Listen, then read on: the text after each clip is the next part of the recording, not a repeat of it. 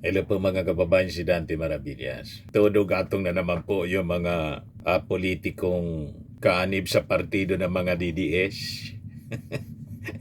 Todo gatong kay Army Colonel Audi Munggao. Si Colonel Munggao po, after na mag-withdraw ng support, binalik yung support sa ating Pangulo. Nang bumaliktad siya, tumambling ulit. Dalawang tumbling, mga kababayan. Unang tumbling, palayo sa ating Pangulo. Withdrawal of support. Nang kinausap ng kanyang commanding officer, commanding general, si General Lohico, tumambling uli. Bumalik na sa kontrol ng military. Naliwanagan yung kanyang isipan. Kaya wala na po, useless na itong panggagatong ninyo. Yung mga members ng PDP Laban, mga kababayan, todo sa kanilang panggagatong. Ibuti kayo, wala man kayong sweldo sa armed forces. Hindi namimiligro yung inyong retirement kasi wala man kayo sa gobyerno. Karamihan sa kandidato ninyo talo. O di ba? Natalo during the election. Ang natitira na nga lang sa partido ninyo, mga kasya na lang sa isang tricycle.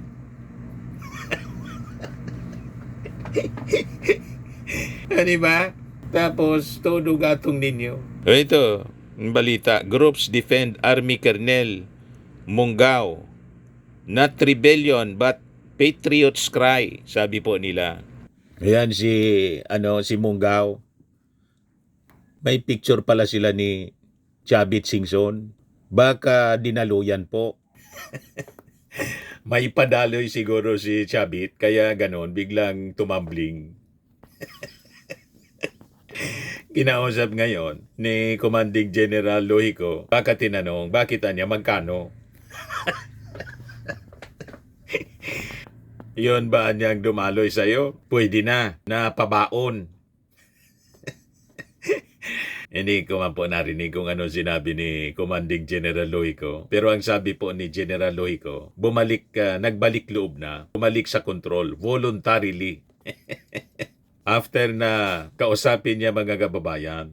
Kaya useless na itong panggagatong po ninyo sa PDP Laban. Kaya sabi dito, two political and civic groups on Friday issued separatist statements backing Army Colonel Audi Munggao, who was relieved from his post after publicly withdrawing his support for President Ferdinand Marcos Jr., saying his remarks were an expression of patriotism, not rebellion. Huwag kami, bakit West ba kayo? Judge ba kayo? Para i-determine na hindi rebellion, kundi patriotism. Ang judge ang magsasabi niyan.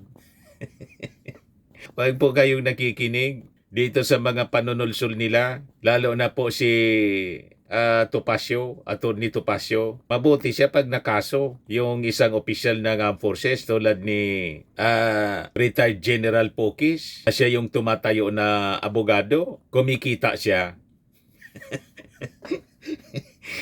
Kailangan man libre. Di ba? Yung attorney's fee. Kaya sige yung panggatong ni Atty. Topacio. Yan sabi ni Topacio dito. Free speech niya, yung call to withdraw for support is free speech. Hindi man niya yan inciting to sedition. He stressed that the appeal is rooted in moral and ethical judgment, does not advocate force or intimidation niya, and does not seek to undermine civilian supremacy or establish a military junta. Paliwanag mga kababayan niya sa interview ng Billionaire News ni Topacio. Ay, Topacio pala, hindi Topacio. Huwag kami Topacio. Kaya ang tama po, itong sinabi ni Atty. Garrido, matinong abogado. Yan sabi ni Atty. Garrido, relieve lang, withdrawal of support is a blatant disloyalty, desertion, conduct unbecoming of an officer and a gentleman, violation of oath to defend the Constitution and obey the chain of command, conduct prejudicial, breach of discipline, sedition. He just trusts the articles of war. While General Pokis is retired, this man remains very much in active service in answers to direct orders. He should be immediately detained and subjected to court-martial then strip of all benefits. Let not this bad apple infect the whole service, sabi po ni Attorney Garrido. Yan ang tama pong statement ng isang matinong abogado. Pero si Topacio, tama itong sinabi ni Attorney Garrido tungkol kay Topacio. Yan o. Sabi ni Attorney Garrido, one reason na Romeo Pocis ended up being arrested is he had too much of Attorney Topacio as legal counsel.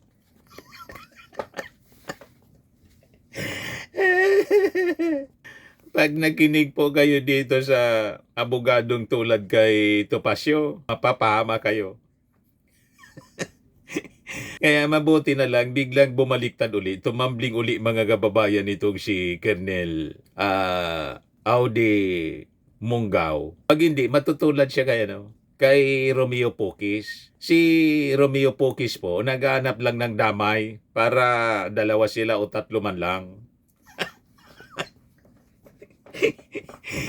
O, diba? Ibuti siguro siya. Nakapasiguro na. O, diba? Galing nga siyang abroad, ibig sabihin may panggastos siya sa paglakwat siya. Kaya lang, pagbalik niya sa Pilipinas, doon sa NAIA, sinalubong na siya ng CIDG. Inusasan siya, mga kababayan. Ayan inciting to sedition. Ngayon, ang pinagmamalaki ni Topacio, naman niya, available naman siya. At saka yung maximum niya, up to 6 years lang na pagkakulong. Buti ikaw po yung abogado. Paano naman po yung nakulong? Buti kung sasamahan mo sa kulungan. Di ba? At halimbawa, mapatunayan. Nakulong at saka na forfeit yung retirement. Ikaw ang bubuhay sa pamilya ni, ni Pocis at saka ni Munggaw. Buti ito si retired na. At kung halimbawa ma-forfeit yung kaniyang retirement, siguro may nakapag na din sa kanya. Nakapag bigay na rin.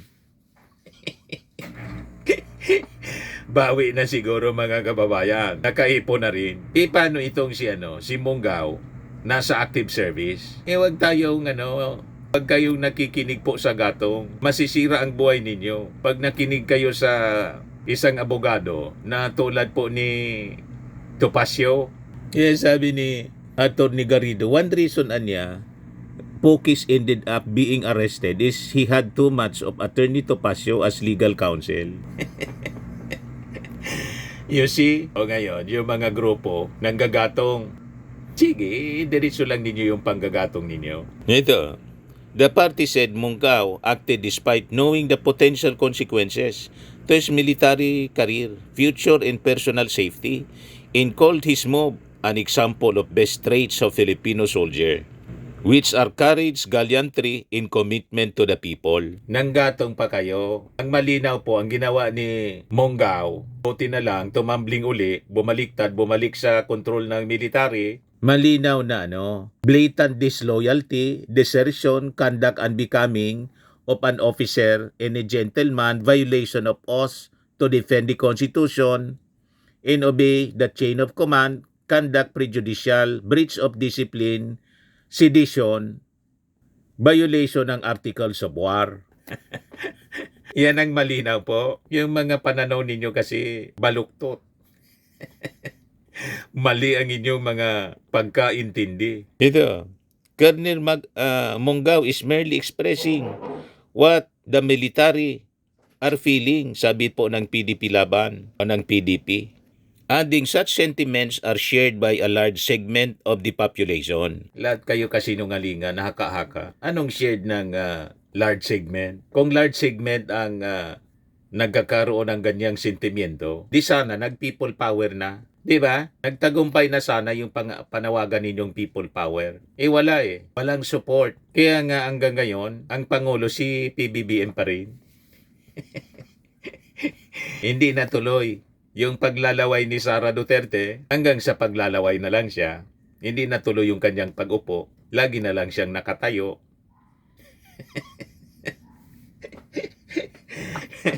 Yan kasi, hindi makapaghintay ng 2028. Di ba po? Masyadong attack. Kasi alam namin yung inyo pong gustong mangyari. Iupo si Sara para tuloy ang ligaya ng mga kurakot sa gobyerno. At yung mga hinahabol na sangkot po sa flood control anomalies, makalibre na. Malaya sila na makabalik mga kababayan sa pangungurakot. Yan ang agenda po, mga kababayan, napakalinaw. Dagdagan pa ng panggatong ng China kasi yung intensyon ng China kamkamin yung West Philippine Sea. Alam naman natin yung mga Duterte, ang buong Pilipinas gusto na nga pong gawing province ng China. Payag kayo sa ganyang agenda nila? Of course, siyempre, hindi tayo papayag lahat ng mga Filipino. Sabi naman ng United People's Initiative, an organization composed of retired military generals, ito yung grupo ni Pukis.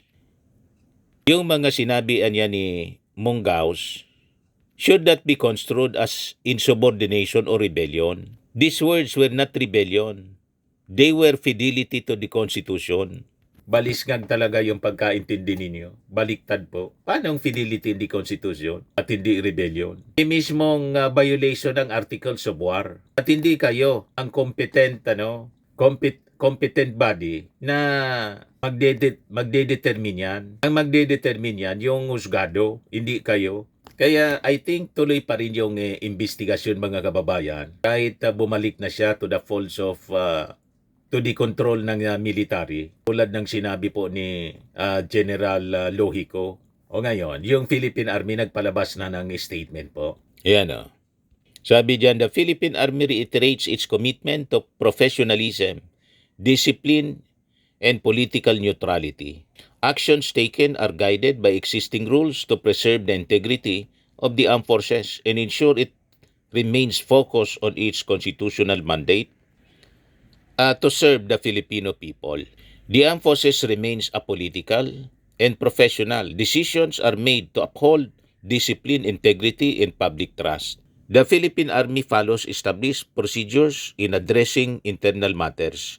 This reflects the institution's commitment to accountability, discipline, and adherence to the rule of law without politics. Professionalism and discipline are the backbone of the armed forces. Internal actions like this ensure the military remains non-partisan and focused solely on serving the nation.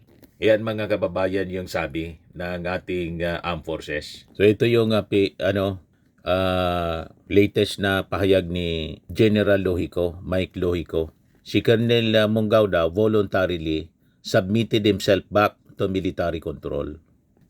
We had a long talk and he is fully cooperating with our investigation. So pagtumbling niya, palayo sa control ng military, tumambling para mag-withdraw ng support sa ating Pangulo, biglang tumambling uli pabalik. Kaya useless na yung panggagatong po ninyo. Nakapag isip-isip ng mabuti, mga kababayan, si Colonel Mongaw. Kaya yung mga panggagatong ninyo, wala nang epekto yan. Useless na. Okay po, mga kababayan. Ayan lang po yung ating short video ngayon. Sa mga naghanap ng malinis and spacious fitness gym, pumunta lang po kayo sa aming Colossal Fitness Gym. We also offer Grab Car Rental with our brand new 2023 model ng Toyota Innova. We also accept booking for those who are planning to travel via PAL, Cebu Pacific, and other airline companies, local and international, and bills payment for Meralco Bills, PLDT, Aleco Bills, etc. Ang Colossal Fitness Gym is located at 3rd floor Security Bank Building, Landco Business Park, Legazpi City, Albay. For inquiries, look for Chilon Maravillas. Contact number 0966-802-0949. Yan yung aming Innova. Lagi na pong matao sa amin. Pati mga foreigners po, tingnan ninyo. Mga British tourists sila. Ang lalaki ng katawan na, mga kababayan, nag-gym sa amin. Ito naman po, international. Ito mga mga European sila. Ito naman yung bago naming product na binibenta online, iGlow Serum. Whitening po siya galing sa South Korea. Tingnan ninyo yung epekto sa aking anak na architect entrepreneur, Riz Maravillas. For inquiries, look for Riz Maravillas on FB. Ito naman po, Firmax Firming and Lifting Cream, pinapahid po sa mga pulses in other affected area. Mainam po ito sa mga pains at paninigas sa mga kasukasuan. Ito po, Automax Radiant Serum. Sa mukha naman yung application. Anti-aging po siya. You will look 10 years younger than your age. Ito naman po yung bagong product naming binibenta online. I Am Amazing Pure Organic Barley Powdered Drink Mix from Australia. Mainam po ito sa mga cancer patients at for cancer preventions na rin po. For your inquiries, mag-message na lang kayo sa aking anak na architect entrepreneur Riz Maravillas. Sa mga mahilig naman po sa mga imported bags and wallets, dumiretso na lang kayo kay Ma'am Eileen Rosales. Eileen Closet po. Nakabase siya po sa Amerika. Yan yung kanyang online selling. Kaya mga bag, mga kababayan, napakagaganda.